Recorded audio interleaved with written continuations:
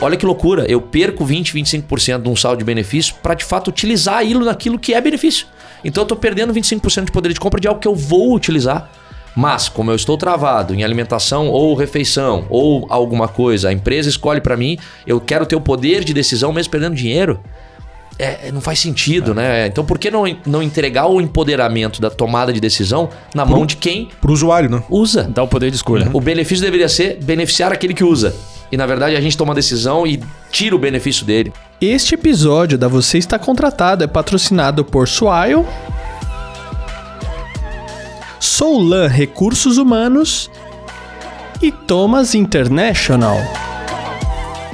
Olá, turma, sejam bem-vindos para mais um webcast da Você Está Contratado. Eu estou aqui com o Gederson e hoje a gente tem o meu xará, Marcelo Ramos, que é SVP, Senior Vice President de Produto e Parcerias da Swile. O cara veste a camisa, tá vendo ali no peito.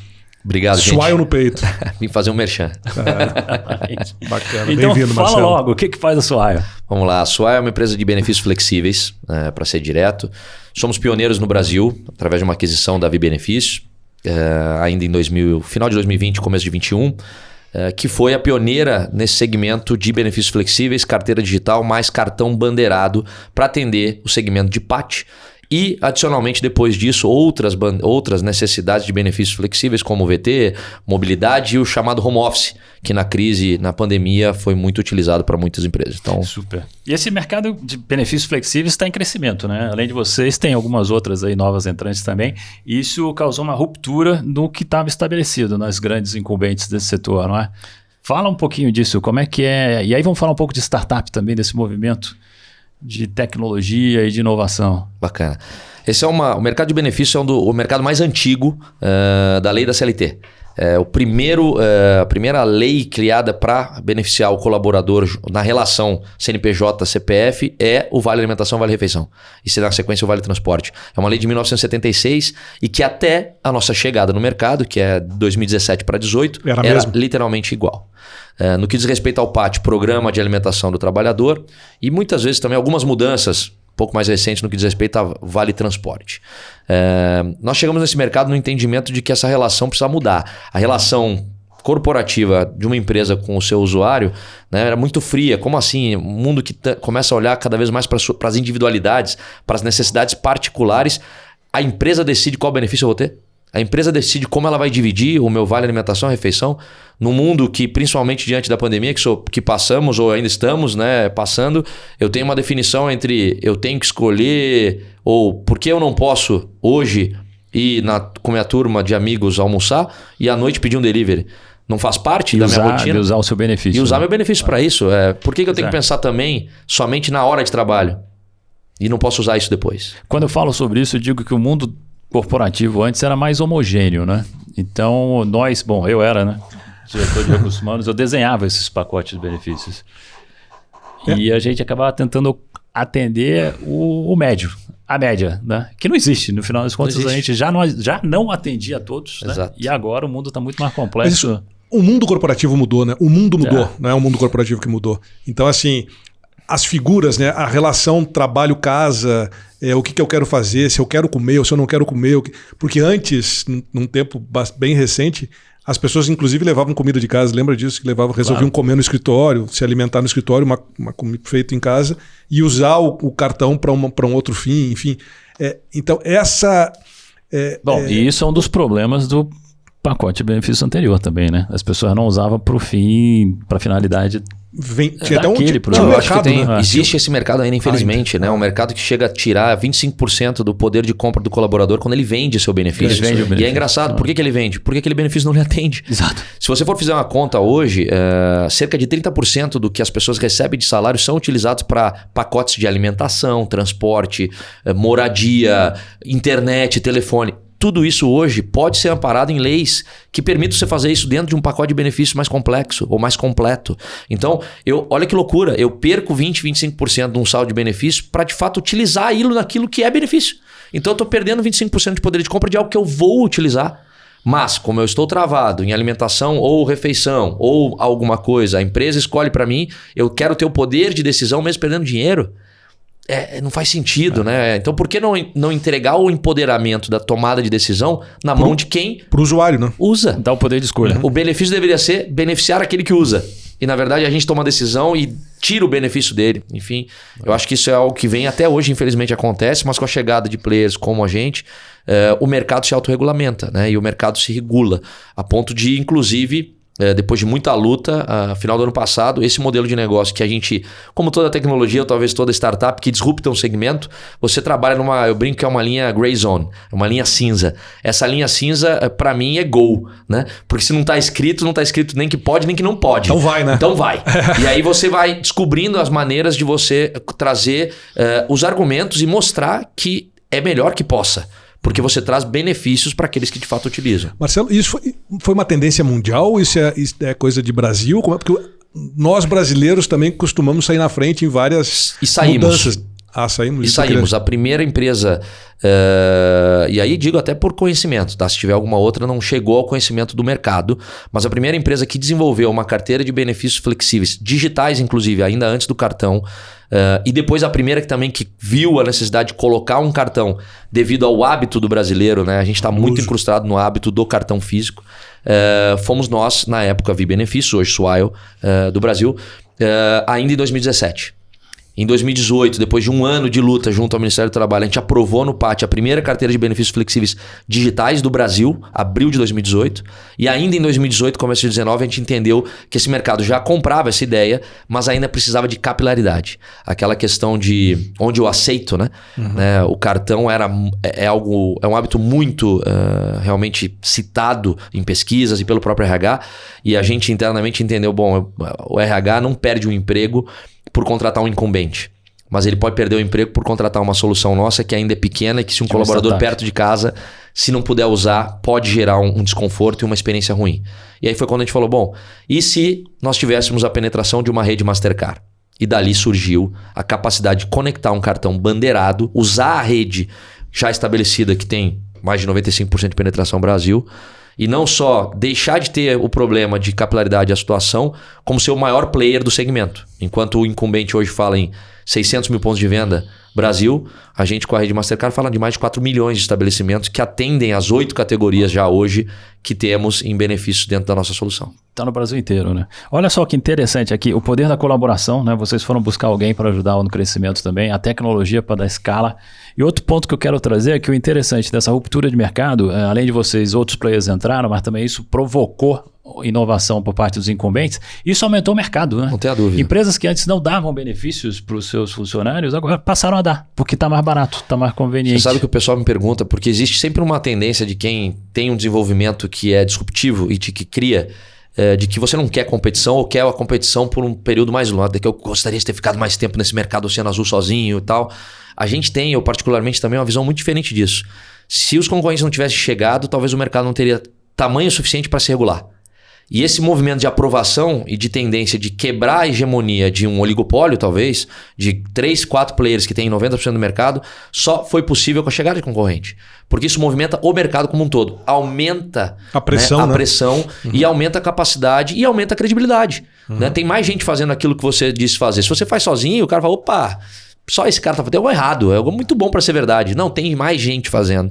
E você, como vanguarda, aí eu brinco que também te movimenta como empresa de se manter na vanguarda. Você criou o segmento, disruptou o mercado, chegou mais gente fazendo algo tão bem quanto e crescendo igual ou mais que você. Opa, você precisa... Qual o passo seguinte, né? Exatamente.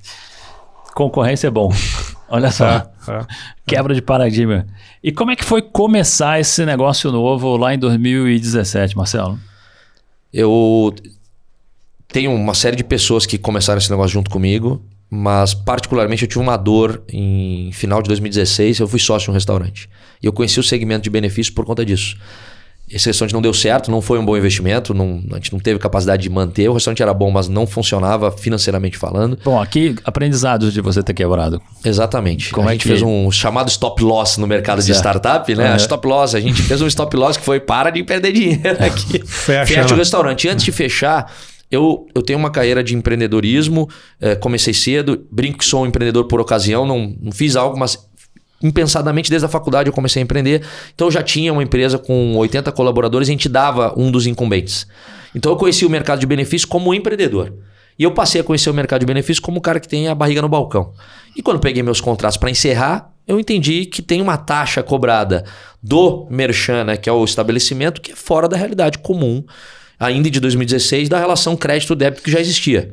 E aí eu, tem algo errado aqui, me cobram 7%, 8%, me demoram 35 dias para pagar, mas eu sou empreendedor, eu pago de zero o meu benefício, eu dou antecipado e aí o cara me cobra uma taxa do dinheiro antecipado. Sim. Essa conta tá favorável para um lado da cadeia só, tem algo errado. E aí eu fui ver meu movimento.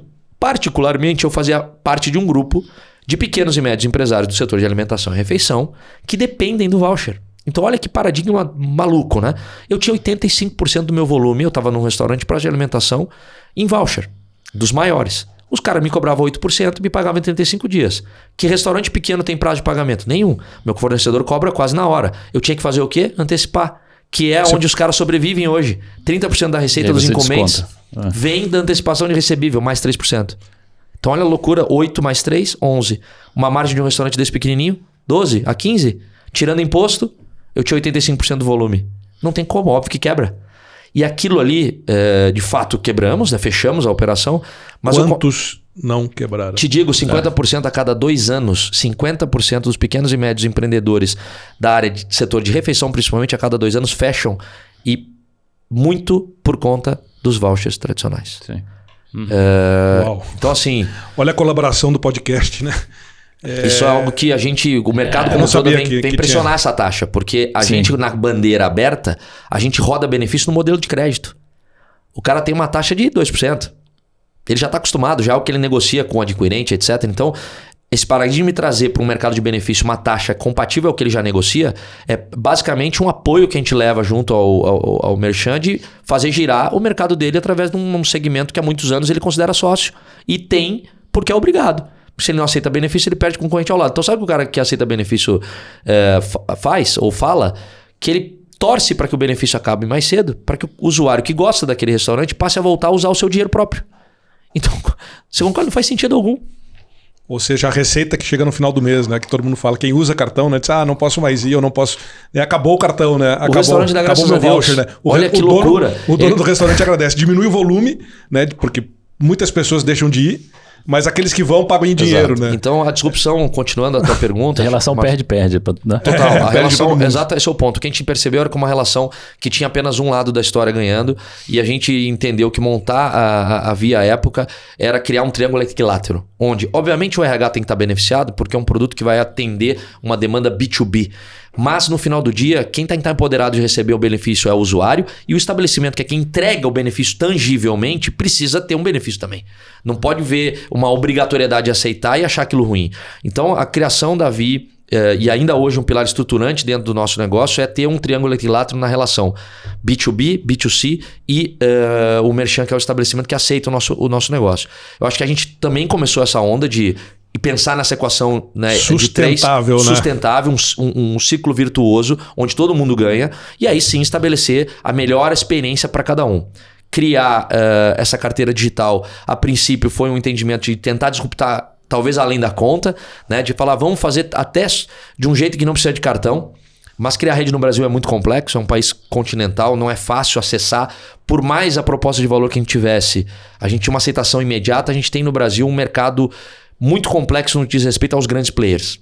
Você tem uma experiência, não? Imagina a gente colocar celular para transacionar benefício no Pão de Açúcar, no McDonald's. Impossível. Integrar em sistema de caixa não é tão simples.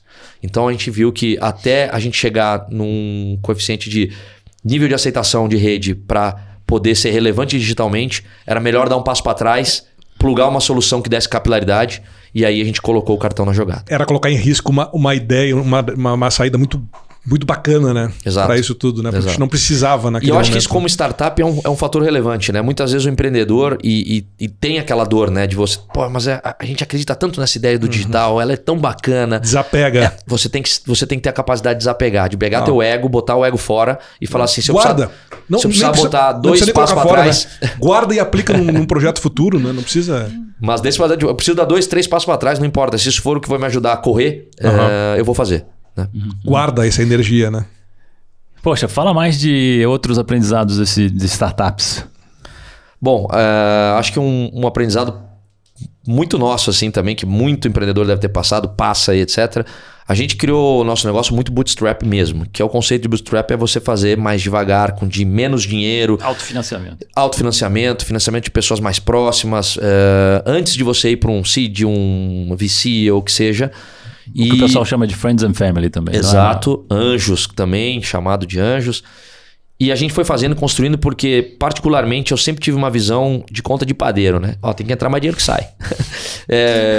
Acho que é simples assim mesmo, né? Não é? Então tem várias nuances nesse aspecto, mas, cara, tem que entrar mais dinheiro que sai. E esse mercado é um mercado mais complexo. Para você crescer, é um mercado de alto volume mesmo. E para trabalhar com baixas taxas, para a gente beneficiar essa cadeia, esse triângulo, a gente sofreu para entender que precisava fazer um meio do caminho.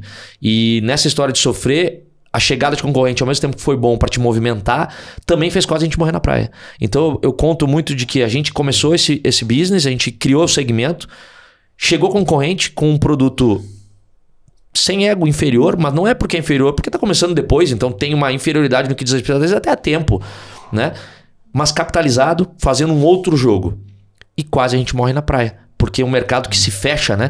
O mercado de investimento, ele tem as suas patotinhas, pode chamar assim, né? Que são os relacionamentos, e depois de você ter grandes players investindo em determinada ideia, você acaba fechando um pouco o mercado. Então, a gente, quando passou a bater em VC com a ideia um pouco mais fundamentada e etc., já tinham concorrentes capitalizados, fazendo um movimento como o nosso, e a gente quase morre na praia.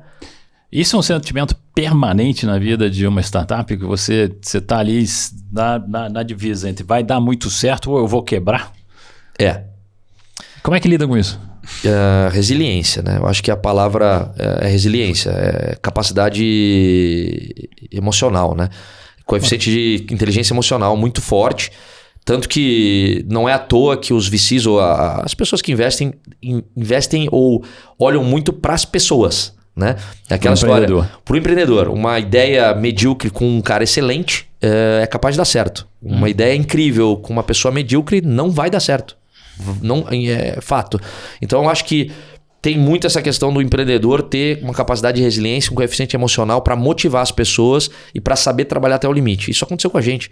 Teve um momento que a gente olhava, principalmente na pandemia. Quando chegou a pandemia, a gente tinha próximo de uma captação e a captação não rolou, porque a reunião não aconteceu. As pessoas estavam... Não aconteceu por causa da Covid. Por causa da Covid. E a gente tinha dinheiro até abril. E a reunião era para ter sido janeiro, pulou para fevereiro. Quando foi março, tinha uma marcada. O dinheiro acabando. E o dinheiro acabando. Então você se vê tendo que remontar a tua estratégia, né? Então a startup, até por conta disso, tem uma dificuldade muito grande de planejar um ano. Né? O mundo mudou, mas você poderia ter um planejamento um pouco mais saudável financeiramente, 1 ano, 2, né? Mesmo que você tenha que se... Para muitos, 1 ano é curtíssimo prazo. Exato, né? Mas né? Para esse mercado novo, você fala de 3 meses e olha lá, até por conta da questão financeira, de ter que viver sempre nesse desafio de captação. Acho que quando você passa depois de um patamar, essa história muda e você vê que empreendedores que passaram desse patamar em startup mudam a forma de atuar depois que sentam, quase que aquela ação... Peraí, deixa eu fazer o que eu sei mesmo, né? Que é, no meu caso, por exemplo, produto, inovação, gestão de pessoas, etc. E não é ficar batendo na porta, tendo que fazer 1000 reuniões de convencimento de que você tem algo realmente que pode fazer sucesso. Interessante, né? Mas mais do que resiliência, não é também o time das coisas? Também. Entendeu? Porque assim, você fala de resiliência, tá, mas a pessoa é resiliente, mas... Tem horas que não dá. Cara, não perdeu o time, né? Bom ponto que você falou. Não significa que o cara não tenha inteligência emocional, seja resiliente, que ele vai dar certo. Exato. Né? Ainda assim, tem muita ideia que não deu certo por conta de que não teve capacidade de captação. Né? O tempo não chegou para aquela ideia. Às não vezes deu, exato. É inovadora demais. Tem que esperar um tempo para voltar no mercado. Nessa dificuldade toda, como é que vocês precisaram de gente para crescer, obviamente, não é? Como é que você atrai gente para o teu negócio? Eu acho que quando a ideia... Propósito de valor, isso já está em alta faz um tempo. E eu acho que a startup se beneficia disso, porque para você nascer com uma ideia disruptiva, que não seja disruptiva no que diz conceito de tecnologia, às vezes disrupção não é só embedar tecnologia, você mudar um processo, alguma coisa assim, ou criar uma solução diferente, é você ter a capacidade de empatia, de mostrar que aquela sua ideia de fato pode mudar muita coisa. E aí as pessoas que entram com você, elas estão compradas de fato com o seu propósito. Então a startup, eu acho que ela é um exemplo claro de que quando você consegue trazer talento que abre mão de recebíveis que o mercado paga mais para embarcar no seu sonho, é porque ele está comprado com a sua ideia. E aí é o que eu também uso muito de premissa. Parece simples, mas é você fazer as pessoas fazerem por você e não para você. Né? As pessoas estão fazendo aquilo por você. Por você não pessoa, mas por você, pelo projeto, negócio, né? Pelo projeto. Não estão fazendo para você. Então, o propósito para mim é uma das coisas que é o que permite você ter pessoas boas para começar o negócio. Obviamente, funding também, porque em um determinado momento você não consegue convencer a empresa inteira por proposta. As pessoas também, o capital intelectual tem que ser pago, as pessoas têm conta para pagar. E eu acho que ter uma capacidade de pagar nivelado ao mercado é importante a partir do momento de grau de maturidade. E passado essa fase, né, que você começa a ter recurso, eu chamo dos 5 cavaleiros do apocalipse, que se você, uma startup, conseguisse ter na largada, com certeza as chances de sucesso seriam maiores, né? Então vamos ver quem são. Né, são um cara de pessoas, um cara muito bom de pessoas, é um cara bom de growth, que é um conceito de crescimento que também olha não só para o aspecto de comunicação como um todo, mas de crescimento, né, mais amplo. É um cara de operações, é um cara de tecnologia e é um cara de finanças. Eu brinco, os 5 cavaleiros do apocalipse você não consegue ter numa startup. Então, normalmente, o empreendedor está fazendo uma das funções que não é o seu core. Né? O core dele é uma função daquela ali. Você não consegue ser multitask muito bom. E você, às vezes, tem que fazer outras funções até você ter capacidade de ter esse time. Pode reparar que se você olhar o histórico de crescimento exponencial de uma startup, se ela consegue vencer a barreira e ter essas 5 áreas estruturantes bem definidas, ela tem um crescimento em U. Ela passa a ter um crescimento em U. Então, muitas vezes, fica aí talvez uma dica para VC ou para... Poxa, talvez um investimento nesse aspecto para ajudar a startup a de fato ter essas pessoas, não colocar tudo nas costas do empreendedor. Vai ajudar o empreendedor a focar naquilo que ele é bom e a empresa vai atingir uma velocidade de crescimento mais rapidamente. É identificar, né? Onde que você pode entrar e colaborar com aquilo que a startup não está dando ainda, né? E crescimento acelerado, muitas vezes, né, Jardson, é você crescer e deixar pênalti para resolver depois. Tem pênaltis que você consegue resolver depois. Tem outros que deixam marcas profundas que você vai resolver depois de anos. Se resolver, né? Se resolver. E questão cultural é uma delas. Se você crescer sem uma pessoa de pessoas ou um drive de pessoas, às vezes no próprio empreendedor, você tem um problema cultural grave que você não resolve depois que você tem. Porque você tem um crescimento de 4, 5, 10 pessoas para 150, 200 em um ano, 2. O mundo fala de cultura, o mundo fala de preservar relacionamento entre empresa e você tem uma startup crescendo a dígitos de quantos por cento de 0 para 200 em 2 anos. Então assim, você paga preço grande de cultura se você não tem isso bem estabelecido quando você começa.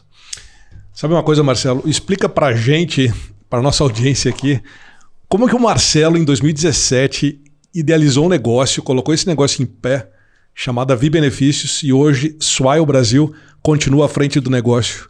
Conta pra gente aí como é que funciona isso. Benefícios lembra difícil, não é mesmo? Só que não. As empresas que almejam atingir um resultado superior sabem que o time representa um importante ativo para o seu negócio.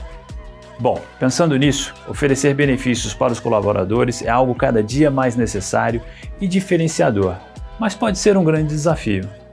Por isso eu te apresento a Swile, benefícios inacreditáveis que você pode oferecer. Acesse já o site que se encontra na descrição desse podcast e conheça mais. Os verdadeiros benefícios que chegaram para simplificar a vida de todo mundo. Tenho alguns desafios nesse meio do caminho. Bom, como eu estava falando, a Vi nasceu de uma ideia particular, uma dor. Essa dor foi colocar... Acho que pelo meu background de comunicação, isso me ajudou. Então eu tive capacidade de visualmente, né, o chamado front-end, que é a experiência do usuário ser desenhada com bastante critério... por mim, por pessoas do time, da agência de comunicação e entendendo qual que era a solução que atenderia esse mercado. Então, resolver um problema, criar uma solução. E depois daquilo eu precisava colocar de pé. Não sou zero desenvolvedor, zero de tech, sou entusiasta apenas. E dei muita sorte, porque achei pessoas muito comprometidas com o propósito, com a ideia. Pra você ter uma ideia, eu comecei esse negócio em termos de desenvolvimento com 4 pessoas, 3 estão com a gente até hoje. Uau! Uma delas ainda estava com a gente até o final do ano passado e saiu. né? Pessoas que são shareholders da companhia hoje também, né? Que tem participação no negócio, mesmo hoje ainda, como Swile, e que estão com a gente até hoje. Então, eu acho que essa é a sorte, né, que eu tive, porque é historicamente difícil você desenvolver tecnologia, principalmente não tendo isso dentro do teu core. Tá? Então, graças a Deus, tive pessoas muito comprometidas e muito boas comigo na jornada, e colocamos esse projeto de pé ainda em 2017. Só que o nosso projeto, como eu falei, precisava da aprovação do Ministério do Trabalho. Até na época, o Ministério do Trabalho ainda existia. Então, o PAT era uma unidade de negócio dentro do Ministério do Trabalho. E para aprovar isso no Ministério do Trabalho foi quase um ano. E é interessante esse negócio porque a gente tentava e não vinha, e o protocolo não vinha, o negócio não saía, a gente mostrando, e a gente até então operando. Como? Friend and Families, né? A empresa do amigo, do coisa que está disposta a assumir o risco. Porque você não tem o PAT, você não tem a aprovação do negócio. Operando desenvolvendo, né? Você não estava comercializando o produto. Não podia ter. Não podia comercializar. Eu precisava de grana. Eu precisava testar a operação. Tudo é um teste. Você tem que ter o teste da operação. Em abril de 2018, então, falando da resiliência do empreendedor, né? Algo que você não tinha previsão totalmente também do prazo dessa aprovação. Também. Quanto tempo ia levar e quanto cash você precisava. E a história ela é interessante. Depois de muito tempo, eu chamo isso de indignação positiva. O pessoal que trabalha comigo vai ouvir e vai falar lá, vem. Talvez eles brincam que fazem uns bingos, né? Quando eu falo, porque eu sempre falo algumas coisas. Escreve aí, escreve no comentário. Escreve no comentário aí. Lá indignação positiva é uma delas. E marca as outras expressões que ele usa toda hora, né? Usar o problema para criar uma solução ou para sair da zona de conforto, ao invés de ao contrário, se conformar com aquilo e aceitar. Né? Então, eu peguei um voo, fui para Brasília, sem reunião marcada. Entrei lá no ministério, desculpa falar, mas uma zona. Fui entrando. Quando eu vi, eu tava lá na portinha, sentadinho num sofá, o cara me perguntando o que eu ia fazer. Quem é o senhor? Falar com a fulana. Eu quero falar com a fulana. Era uma moça. Não vou citar nomes, mas a fulana... deixa. A fulana... Não tá. Tá bom, sentei ali, eu vou esperar. Ela vai chegar, né? Uma hora vai ter que chegar, espero, né? E ela passava a gente, eu falava assim, fulana? É a fulana? É a fulana até que... Mas eu sou... Então vem cá, olha só, eu sou o Marcelo, da Vi Benefício. Eu tenho um processo aqui há 6 meses que ninguém me dá retorno. Eu tô mandando e-mail, não, olha, então tem que marcar a reunião. Eu falei, gato, já tô aqui. Não, então vem cá. E sabe o que foi engraçado? Eu sentei com ela, em 15 minutos eu abri o aplicativo, eu mostrei o negócio, ela falou, nossa, isso é tudo que a gente pede, tudo que o mercado nos pede, tudo que os supermercados, restaurantes, que são muito mais fortes do que os incumbentes. Os incumbentes são enormes, né? Faturam milhões, bilhões. Agora, quanto fatura uma rede de supermercadistas no Brasil como um todo? Todos os pequenos e médios restaurantes como um todo. Esses são aliados de um interesse de um projeto melhor. Então ela falou e foi engraçado. Eu mostrei, ela chamou mais gente. Quando eu vi, tinha 20 pessoas na sala de reunião, a gente mostrando o projeto. Ela, puta, como nome legal. Saí de lá. Eu não sei exatamente o dia, mas era segunda quinzena de abril, dia 24 de abril do ano de 2018. A gente recebeu o ofício do PAT aprovando o nosso modelo de negócio. E dali, oficialmente, a gente começa a trabalhar. Indignação positiva. Indignação positiva. Marca 1. E vale a pena falar. A gente está aqui batendo um papo com Marcelo Ramos, atual Swile Brasil, criador da Vi Benefícios, hoje Swile Brasil. Muito bacana, Marcelo. Cara, é empolgante. E aí o teu próximo passo que tu me perguntou, como é que a gente chega até a Swile, né? Exato. Eu acho que... Ou será que foi ao contrário? Será que a Swile chegou? Eu acho como que a Swile descobriu a Vi Benefícios aqui no Brasil? A gente Swile é uma empresa francesa. Swile é uma empresa francesa e é interessante. Ela começou comercialmente também em 2018. Então, se você for falar comercialmente, a gente começa no mesmo ano. A gente começou antes no que diz respeito ao projeto, mas a Swile começou como launcher na França em 2018 e também disruptando um mercado que lá ainda é mais atrasado que o nosso, por incrível que pareça, no que diz respeito à tecnologia. É papel. E na França ainda os vouchers são papel. E além de ser papel, é mais burocrático do que a gente porque tem uma limitação de valor. Então você pode receber um benefício que for, tem... se eu não me engano, 12 e alguma coisa euros que você pode gastar por dia. Além disso, você tem que gastar o teu dinheiro. Então, olha só, o que a Launcher fez à época? Também pensou em criar uma solução digital... 12 euros você toma uma Coca-Cola, eu acho, né? Não sei a época como estava lá, mas enfim, é verdade. Se for para pensar, é duro. Então, o que acontece? O cara tem que usar o cartão próprio. Então, o que a Swile, na época, a Launcher fez? Ela pegou um produto de voucher e plugou num cartão também bandeirado Mastercard e fez uma outra solução que aqui a gente não precisa, que Em paralelo isso? Em paralelo comercialmente. Começou em 2018, a gente começou comercialmente em 2018, porque só pôde oficialmente começar depois de abril. E eles, diferente da gente, fizeram uma solução que permite você ter os 12,90, 12x lá, que seja euros para usar. Só que como você não consegue comer com isso, ou sempre vai precisar gastar mais, você pode plugar o teu cartão físico numa operação e passa uma transação só no cartão Launcher. Então você vai lá, 20 euros, pagou 20 euros no cartão Launcher, hoje Swile, você tirava 12,90 do teu pacote de benefícios e a diferença do teu dinheiro. Então essa foi a inovação lá. E a gente veio caminhando em paralelo.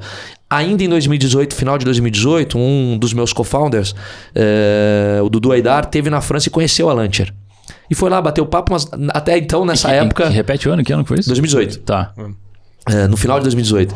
E ele foi lá conhecer porque a gente já tinha visto reportagem e, poxa, mandou mensagem, né? Vamos trocar experiência, vamos ver como vocês estão fazendo aí e tal. E nos receberam super bem. E ele voltou e falou, legal e tal, mas eles estão focados lá, a gente tá focado aqui.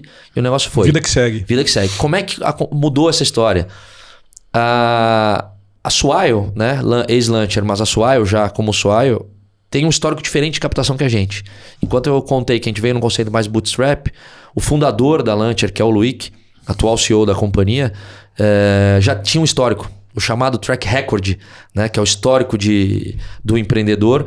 Ele já tinha feito uma empresa, tinha vendido ela em 2017, 16 para 17, que é a Tits, que é uma empresa grande de marketing de performance, de comunicação. E quando criou a Swile, começou com muito funding. A Swile começou na casa de 30 milhões de euros de investimento, como Launcher. Então é outra história. É uma história que você começa... tendo os 5 cavaleiros do Apocalipse na largada, né? Pum, eu nasço já com uma estrutura... Vestidos com armadura e seus cavalos também. E vou te falar, forte, né? Parece besta, mas nesse caso, olha a diferença que fez. A gente tem um histórico de crescimento completamente numa curva diferente. A Swile tem um crescimento mais acelerado, a gente tem um crescimento numa curva menor. E ainda em 2020, plena pandemia, a Swile anuncia uma captação em 2020 de 78 milhões de euros. E nessa captação anuncia Brasil. E aí que eles queriam entrar no Brasil. Eu falo, opa, agora nós estamos no meio de um pitch de vendas para captação. Bota a Swile como player entrante e vamos acelerar o nosso movimento porque os caras estão capitalizados e o produto dos caras é interessante. O mercado no Brasil não é tão simples, a gente sabe, mas vai ser mais um player que vai chegar. Estava chegando os outros players. A gente falou, tem 2 players chegando no Brasil já, capitalizados. Tem um outro player capitalizado lá fora, dizendo que o Brasil é o maior mercado, ele vai entrar. A gente foi o primeiro, a gente tem ainda o melhor produto, a gente tem que acelerar. E aí a gente começou a acelerar o pitch de vendas para captação. A gente já estava no meio de uma pandemia para o final do ano e a gente cresceu muito nesse... Infelizmente, a pandemia... trouxe um lado positivo pra gente. Negócio, né? A gente viu muita empresa com o colaborador em casa sem poder usar o benefício, aí o cara começa a fazer o quê? Procurar soluções. Quem tava lá? Nós. Troca o teu VA pelo VR na hora. Na realidade, você tem um VA, VR conjugado. O pessoal não estava usando mais o Vale Transporte? O pessoal não estava usando o Vale Transporte. Você o que ele estava usando, Xará? Estava usando a internet, estava usando o telefone e precisava de cadeira, precisava de mesa. O cara estava trabalhando torto em casa. O que você faz? Transfere o benefício para um auxílio home office. A época foi o primeiro auxílio home office. A gente saiu ainda na pandemia, no mês de março com a solução. No final do mês de março para abril, a gente lançou o home office, começou a anunciar isso. Isso nos trouxe muita atração. As pessoas estavam procurando por possibilidade de trabalho remoto e auxílio de trabalho remoto, que é previsto em lei. Você pode, dentro da lei, pagar benefícios para aquelas pessoas que trabalham remotamente. Inclui internet, inclui telefonia, inclui itens de escritório, né? Infraestrutura. Então, isso trouxe uma atração. E nessa atração de crescimento, a gente começou a falar, é a hora, né? E aí, não fomos nós que procuramos a Swile. De fato, em setembro, e a história é interessante, porque em setembro de 2020, eu recebi uma ligação, era um feriado, lembro até hoje, era 7 de setembro.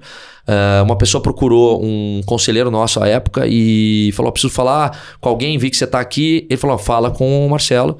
E essa pessoa me ligou. E dali a gente começou uma negociação. E hoje eu sei, a gente não era a primeira opção. A primeira opção deles era organicamente, eles achavam que tinham capacidade de entrar. Ia ser teu competidor direto, né? Ia ser um competidor direto. Já tinha uma operação começando no Brasil com 2, 3 pessoas que faziam pesquisa. A gente pegou até um deles que hoje é nosso colaborador, tá com a gente, nosso diretor ali de estratégia. Manda um abraço pra ele, Gui, né, eu amo ele de paixão, um cara incrível. Mas na época ele tava fazendo cliente oculto, a gente pegou e falou, vem cá, a gente já viu que você é da Swile, pode usar o produto aí, né? Cliente oculto é ótimo. Né? E aí eles tinham uma operação, estavam testando o mercado e...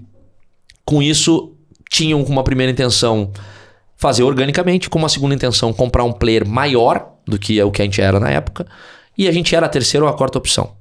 Tanto que a gente ficou falando de setembro até novembro, o negócio não ia, e a gente tinha na manga uma outra solução. Eu tinha um term sheet de um banco estratégico digital, querendo fazer negócio, e eu falei, olha, eu não vou viver mais essa história de virar o ano sem saber se eu tenho dinheiro para pagar salário em abril.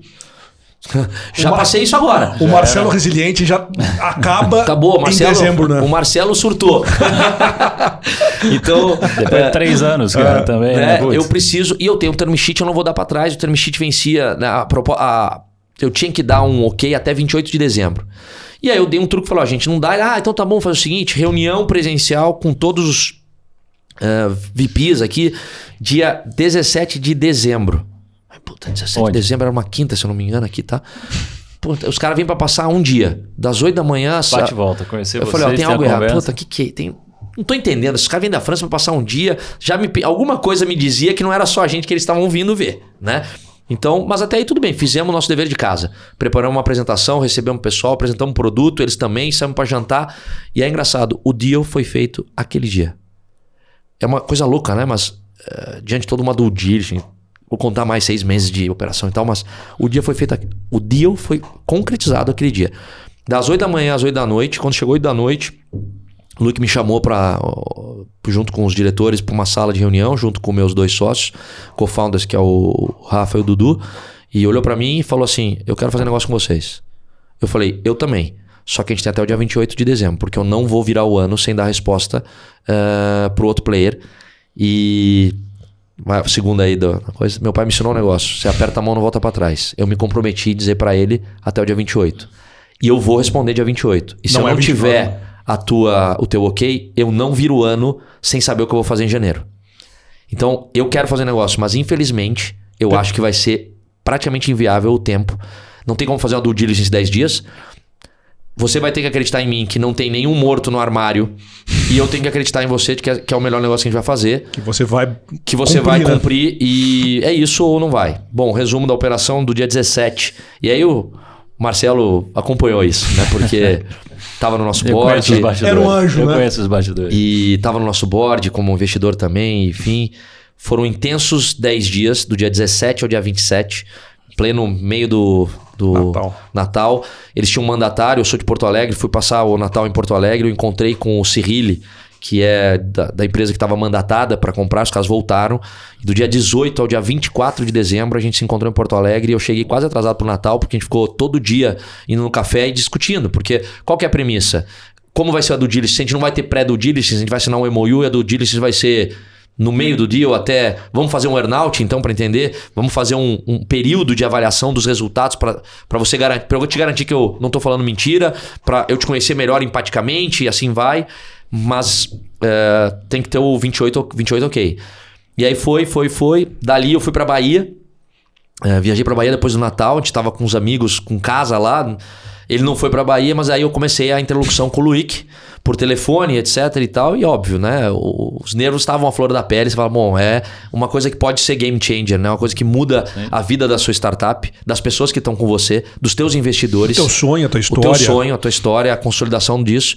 E eu vinha falando com o Luick todo dia. Ele tinha um trabalho árduo, plena feriado de falar com o conselho, porque uma decisão dessa você não faz sem aprovação do conselho, do board, etc.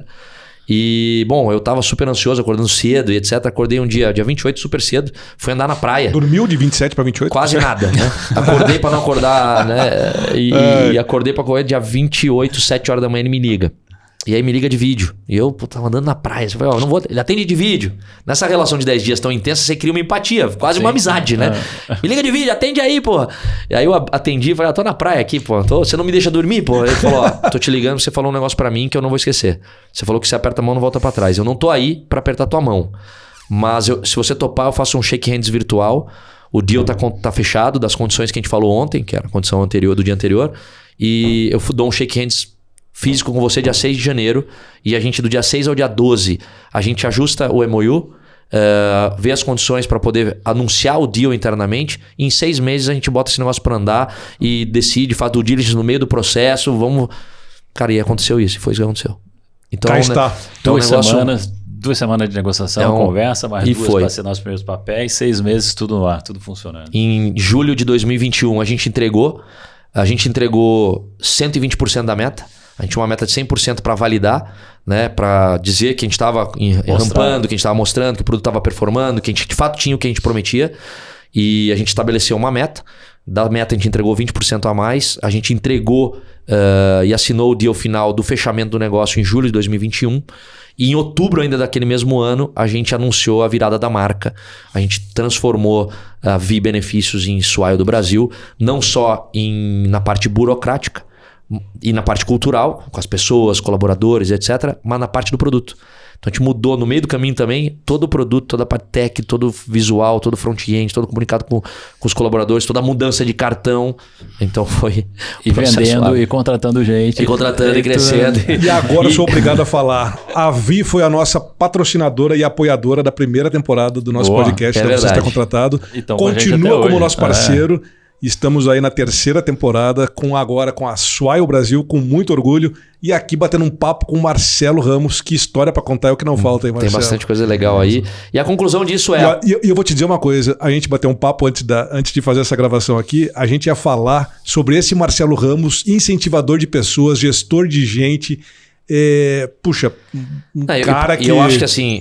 engajador, né? Se a gente não tivesse as pessoas compradas no sonho, a gente não te entregue. Porque o processo de due diligence foi feito, à época, por um CFO, que era o João, um cara incrível.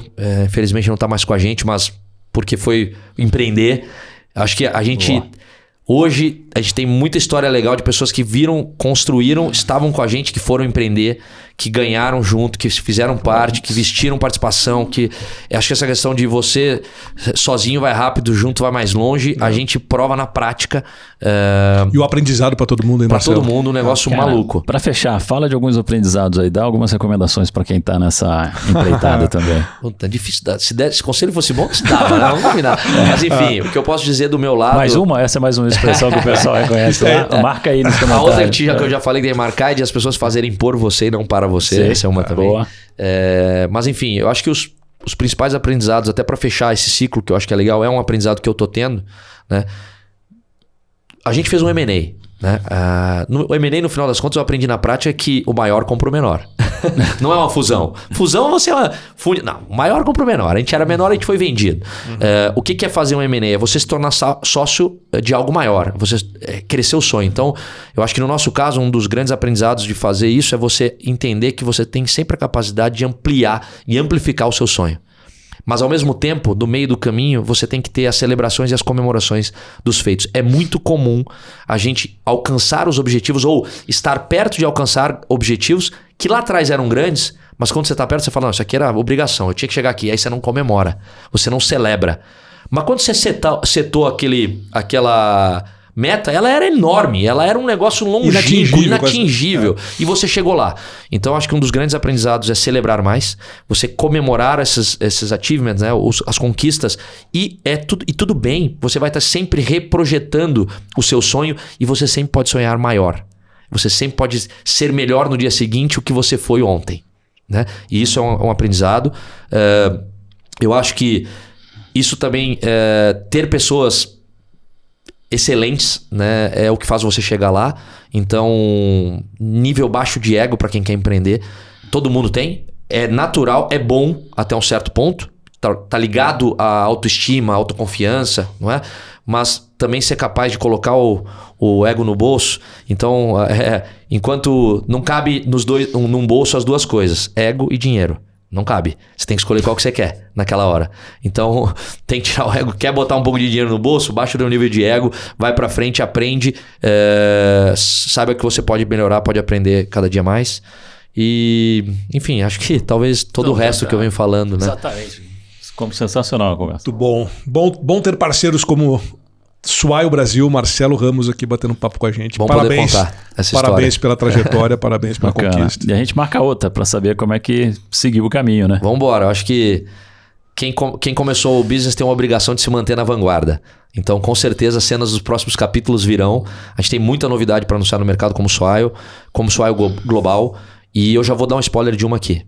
Tá? Eu acho que a gente começou um negócio que é a chamada categoria de benefícios flexíveis dentro do universo de HR Tech. Que não somos só nós, né, que está fazendo um trabalho excelente nesse sentido, e não só em benefícios flexíveis.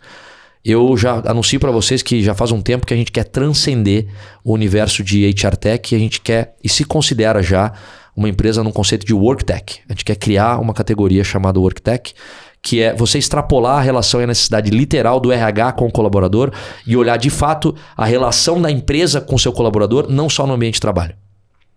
Então a gente passa a vida inteira trabalhando para saber o que a gente vai fazer quando a gente sai do trabalho. Então, isso significa que a gente, como empresa, empresário, empreendedor, precisa pensar no ambiente de trabalho extrapolando as horas, as 8, 9 horas, 44 horas semanais de trabalho que o seu colaborador tem. E para isso você tem que pensar maior, você tem que extrapolar, transcender o conceito de relação e sair do conceito de recursos humanos. E talvez porque não abolir o R de recursos humanos e só falar de humanos. Porque as pessoas não são recursos da sua empresa, elas são a sua empresa. Então, o spoiler está aí, a gente está indo para um caminho de Work Tech. Isso significa ampliar o horizonte, um produto muito mais completo, um conceito super app do colaborador. Obviamente a gente atende o RH, mas a gente também atende necessidades particulares do indivíduo. Não necessariamente aquelas que o RH precisa pensar. Então, boa. Vem coisa nova Spoiler. aí. Curioso. Novidades. Curioso. Obrigadão, Marcelo. Valeu, obrigado. Obrigado, Valeu, Marcelo. Jedson. Valeu, gente. Valeu. E você que nos assistiu também, super obrigado. A gente se vê no próximo episódio. Este episódio da Você Está Contratado é patrocinado por Swile, Soulan Recursos Humanos e Thomas International.